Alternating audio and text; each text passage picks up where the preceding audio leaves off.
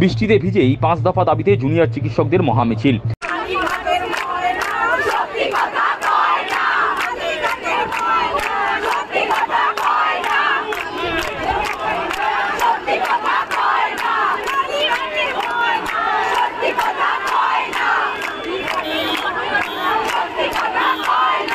মঙ্গলে সুপ্রিম শুনানি, তার ঠিক আগেই নির্যাতিতার বিচারের দাবিতে রাজ্য জুড়ে জোরালো হচ্ছে প্রতিবাদ।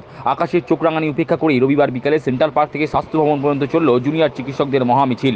এদিনের মিছিল জনপ্লাবনের চেহারা নিয়েছিল।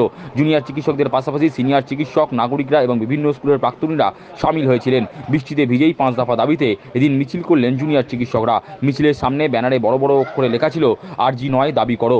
মিছিলে যোগ দেওয়া আন্দোলনকারীরা বলছেন, এ লড়াই শুধু চিকিৎসকদের লড়াই নয়, এ লড়াই সাধারণ মানুষের লড়াই। এদিন মিছিলে পা মিলিয়ে নাগরিকরাও চিৎকার করে বললেন, আড়াল করা চলবে না, দোষীদের শাস্তি দিতে হবে। আন্দোলনকারীদের হুঁশিয়ারি, বিচার না হওয়া পর্যন্ত এই লড়াই জারি থাকবে। সবার যেটা ডিমান্ড যে আমরা জাস্টিস চাই। মুখ্যমন্ত্রী, মাননীয় মুখ্যমন্ত্রী কী হিসেবে কী বলতে চাইছেন সেটা তো ওনার কথা, ওটা তো আমরা বলতে পারবো না, কিন্তু আমরা চাই যে অভয়ার বিচার কোনোরকমভাবে কি আন্দোলনকারীদের থামানোর জন্য সেটা তো অবশ্যই কিছু তো থামানোর চিন্তা ভাবনা হচ্ছে, তা না হলে এরকমভাবে চলবে।